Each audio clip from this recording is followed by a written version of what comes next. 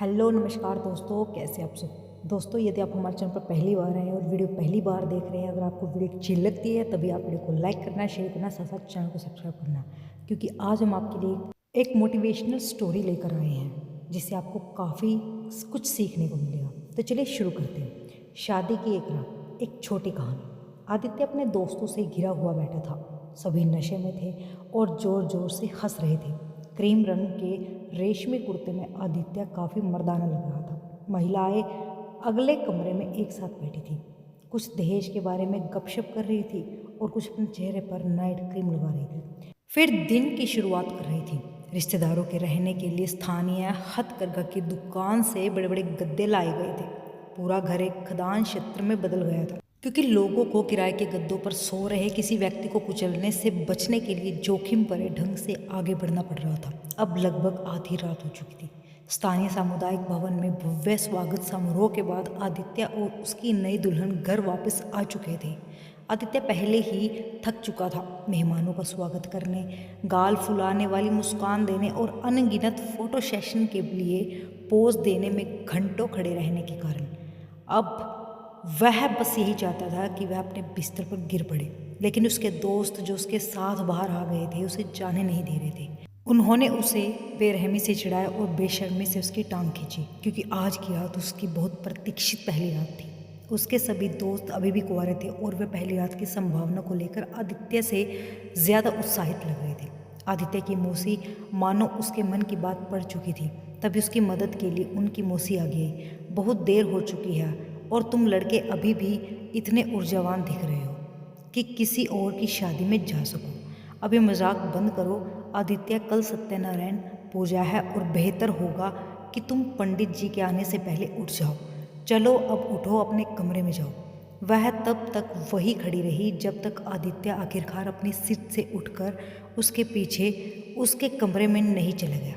दोस्तों ने चिढ़ाते हुए चिल्लाया, शुभकामनाएं, और सोने के लिए जगह तलाशने लगे। उसके कमरे के आधे रास्ते में मौसी अपने कमरे में चली गई और खिलखिलाती और खर्राटे लेती महिलाओं के समूह में शामिल हो गई। अपने कमरे से कुछ कदम दूर आदित्य को एक अजीब सी अनुभूति हुई। आज अपने कमरे में प्रवेश करना कुछ अलग सा लग रहा था। सच में असहज महसूस हो रहा था। घबराहट से दिल की धड़कनें तेज होने के साथ उसने बेडरूम का दरवाज़ा खोला। दुल्हन बिस्तर के कोने पर बैठी थी। उसने अपने क्रिस्टल कढ़ाई वाले भारी लहंगे को लाल रेशमी साड़ी में बदल लिया था। आदित्य ने अपने पीछे दरवाज़ा बंद कर लिया और बिना हिले डुले खड़ा रहा। उसे समझ में नहीं आ रहा था कि अब क्या करे, क्या कहे। यह सब बहुत अजीब लग रहा था, लेकिन अगली सुबह उसे सवालों के जवाब देने थे और जिज्ञासु आंखों में विजयी मुस्कान लौटानी थी। बिना ज़्यादा सोचे उसने लाइट बंद कर दी। अंधेरे ने उसे एक आत्मविश्वास दिया जो रोशनी में नहीं था। बिस्तर की ओर बढ़ते हुए उसने अपनी दुल्हन को पकड़ा। उसने उसके कंधों को पकड़ा और अपने पास खींच लिया। दुल्हन एक मृत लाश से ज़्यादा कुछ नहीं थी। उसने दुल्हन के शांत लेटे रहने के दौरान उसकी साड़ी उतारनी शुरू कर दी। उसने उसके माथे को चूमा, लेकिन दुल्हन ने भी ठंडेपन से उसका जवाब दिया। आदित्य उसे अपनी बाहों में लेने ही वाला था कि दुल्हन ने उसे दूर धकेल दिया। आदित्य चौंक गया और अपमानित महसूस किया। गुस्से में उसने अपनी पत्नी को थप्पड़ मारा और अधिकारपूर्वक उसे अपने पास खींच लिया। नई दुल्हन हिरनी की तरह डरी हुई चुपचाप रोने लगी। आदित्य को लगा कि उसकी छाती उसके आंसू से भीग रही है, फिर भी वह उसे तलाशता रहा। दुल्हन ने धीरे से कहा, कृपया मुझे छोड़ दो। आदित्य अचानक रुक गया। वह उसके ऊपर से लुढ़क गया। क्या उसने पहले कहीं ये शब्द सुने थे? उन शब्दों ने उसे इतना प्रभावित क्यों किया? आदित्य ने बहुत सोचने की कोशिश की और उसे लगा कि जैसे उसे कुछ हो गया है, कैसे पहले भी हुआ था। तभी मानो बाढ़ को रोकने वाले द्वार खुल गए हो। उस रात की यादें उसके सामने आ गई। वह यादें जिन्हें उसने इतने सालों तक इस भयावहता से बचने के लिए दबाए रखा। बचपन में आदित्य अक्सर अपने पिता को अपनी माँ के साथ बुरा व्यवहार करते देखता था। कभी कभी वह खाने की प्लेट फेंक देते थे और जो माँ उसे देती थी सिर्फ इसलिए क्योंकि उसे परोसा गया खाना पसंद नहीं आता था। और कभी कभी वह अपनी माँ को छोटी छोटी बातों के लिए डांटते थे, जैसे जोर से हंसना। आदित्य के लिए यह एक सामान्य पुरुष व्यवहार था जिसे उसने स्वीकार कर लिया था। समय के साथ हालांकि जब भी उसके पिता उसकी माँ के साथ बुरा व्यवहार करते थे तो वह अंदर से कांप उठता था, लेकिन वह दोनों को अपने आप जाने देता था और फिर चुपचाप कमरे से बाहर निकल जाता था। फिर ऐसी रातें भी होती जब आदित्य अपनी माँ के बगल में गहरी नींद में लेटता था, लेकिन वह अपनी माँ की धीमी आवाज़ में विरोध जताने वाली धीमी बड़बड़ाहट से जाग जाता। वह अपनी खामोश माँ के चेहरे पर अपने पिता की भारी सांसों की आवाज़ सुनता और घिनौनी वासना की आवाज़ आदित्य को पत्थर में बदल देती। वह बिना किसी अंग को हिलाए सोने का नाटक करते हुए बिस्तर पर लेटा रहता। अगले दिन आदित्य अपनी माँ को शर्मिंदा होने से बचाने के लिए जितना संभव हो सके उतना सामान्य व्यवहार करता। कुछ रातों को वह अपनी माँ को अपने पिता से कहते हुए सुनता, मुझे मासिक धर्म आ गया है। आदित्य को समझ में नहीं आता कि उसकी माँ आधी रात को स्कूल में उसके मासिक धर्म के बारे में क्यों बात करती है, लेकिन सुबह जब वह चादरों पर खून के धब्बे देखता और आश्चर्य करता कि वे कहाँ से आ गए। बचपन में उसे यह नहीं पता था कि एक पुरुष और महिला के बीच क्या रिश्ता होता है, न ही उसे पता था कि उसकी माँ के साथ जो किया जा रहा था वह गलत था। लेकिन उसे हमेशा लगता था कि यह गलत है क्योंकि उसकी माँ उन रातों में से एक के बाद कभी खुश नहीं दिखती थी। आदित्य को उन रातों से डर लगता था। उसने अपनी माँ को मनाने की असफल कोशिश की थी कि वह उसे अलग सोने दे, लेकिन उसे नहीं लगता था कि वह इतना बड़ा हो गया है। बेचारी औरत अनजाने में अपने बेटे को बहुत बड़े खतरे में डाल रही थी, उसकी मासूमियत को बहुत जल्दी खोने का खतरा। हर रात आदित्य बेचैनी से अपने बिस्तर पर लेटा रहता था और प्रार्थना करता था कि उसके पिता उसकी माँ के पास आने से पहले वह गहरी नींद में सो जाए। लेकिन एक रात वह सो नहीं पाया। उसकी माँ भी जाग रही थी और उसके पिता के घर आने का इंतज़ार कर रही थी। आदित्य एक किताब पढ़ रहा था जब दरवाजे की घंटी बजी। जब तक वह उठकर दरवाजे की ओर जाता तब तक उसकी माँ ने उसे खोल दिया था। आदित्य अपने पिता की आवाज़ सुन सकता था। वह अपनी माँ को डांट रहे थे और नशे में लग रहे थे। थोड़ी देर में उसने अपने पिता को बेडरूम में प्रवेश करते देखा जहाँ आदित्य लेटा था। उन्होंने उसे इतनी देर तक जागने के लिए डांटा। उसकी माँ एक गिलास पानी लेकर आई और उसके पिता को दे दिया। आदित्य के पिता ने गुस्से में गिलास फेंक दिया और बिना किसी कारण के उसे गाली दी। आदित्य समझ गया कि उसके लिए किताब को दूर रखना और चुपचाप चादर के नीचे खिसक जाना बेहतर है।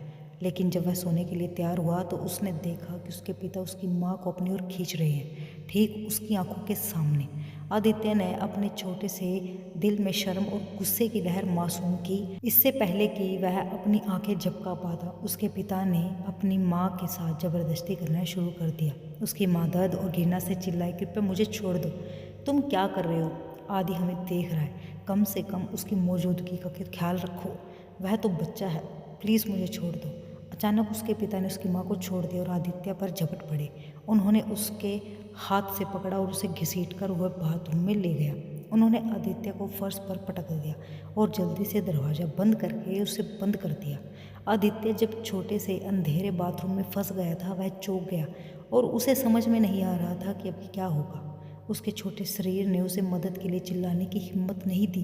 वह किसी तरह खड़ा हुआ और कमरे में क्या हो रहा है वह सुनने के लिए दरवाजे के पास गया। लकड़ी के बाथरूम के दरवाजे पर कान लगाकर उसने अपनी माँ को गिड़गिड़ाते, रोते और दर्द से कर्राते सुना। उसके पिता कभी कभी उसे गालियाँ देते तो कभी कभी बहुत देर तक चुप हो जाते। वह अक्सर अपनी माँ को यह कहते सुनता, कृपया मुझे छोड़ दो। आदित्य ने पूरी रात प्रार्थना, रोना और इंतज़ार करते हुए बिताई।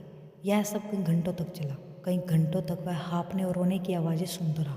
अचानक एकदम सब कुछ शांत हो गया। अब भोर होने लगी। आदित्य को कांच की खिड़की से आसमान में फैलती नीली रोशनी दिखाई दे रही थी, मानो भगवान भी धीरे धीरे उसकी आंखें खोल रहे हो। उस रात आदित्य को एक पल भी नींद नहीं आई। उसे सोने का नाटक नहीं करना पड़ा। सुबह उसने दरवाजे की कुंडी घूमते हुए सुनी। उसने अपने पिता के फिर से उस पर झपटने का इंतजार किया, लेकिन उसे राहत मिली क्योंकि वह उसकी माँ थी। वह पूरी तरह से नीली और लाल हो गई थी। उसके बाल आंसू से उलझे हुए थे। उसके गाल और गर्दन पर काटने के निशान थे, जैसे कि उसे सारी रात गंदे दिखने वाले कीड़ों ने चबाया हो। उसने आदित्य की आंखों में आंखें नहीं डाली। वह देख भी नहीं सकती थी। उसने बस उसे अपनी बाहों में ले लिया और बहुत धीरे से कहा, सब ठीक है, डरो मत। दोनों साथ साथ बाथरूम से बाहर निकले। आदित्य ने देखा कि उसके पिता बिस्तर पर पेट के बल लेटे हुए हैं। वह जल्दी से कमरे से बाहर भागा ताकि उन्हें जगा न सके। आदित्य ने उस दिन और आने वाले कई दिनों को उस रात की यादों को अपने मन में गहरे दबाकर गुजारा, जैसे कई लाशों को ज़मीन में गाड़ देता है ताकि उनके अस्तित्व का कोई भी सबूत हमेशा के लिए मिट जाए। शादी की रात तक सारी यादें वापस आ गई। आज उसका पलायनवाद उसे छोड़ गया था, उसे अपनी नई दुल्हन की तरह कमज़ोर छोड़ गया। वह किसी का शारीरिक शोषण नहीं कर सकता था जिस तरह से सालों पहले उसका मानसिक शोषण किया गया था। वह धीरे धीरे अपनी पत्नी के पास गया और उसे गले लगा लिया। उसने उसके कानों में फुसफुसाया, मैं कभी भी ऐसा कुछ नहीं करूँगा जो तुम्हें पसंद ना हो, कृपया मुझे माफ़ कर दो। दुल्हन धीरे धीरे से अपने पति की गहरी बाहों में ढुक गई, एक शब्द भी नहीं बोला, और वे दोनों ऐसे ही रहे जब तक कि सुबह किसी ने दरवाज़ा नहीं खटखटाया। आदित्य धीरे से बिस्तर से उठा, दबे पांव कमरे से बाहर चला गया, अपनी सोती हुई पत्नी को छोड़कर, जो शांत और आनंदित लग रही थी। जब उसके एक दोस्त ने शरारत से उसे कोहनी मारते हुए पूछा तो सब कैसा रहा, उन्होंने एक बड़ी मुस्कान के साथ उत्तर दिया, सब कुछ सुंदर था, हम एक हो गए थे, आत्मा में एक, और चले गए। तो दोस्तों, अगर आपको स्टोरी अच्छी लगी है, वीडियो को लाइक करना, शेयर करना, साथ साथ चैनल को सब्सक्राइब करना, क्योंकि एक वीडियो बनाने में हमारी बहुत ज़्यादा मेहनत होती है। आगे भी हम आपके लिए ऐसी ऐसी वीडियो लेकर आते रहेंगे। Thank you.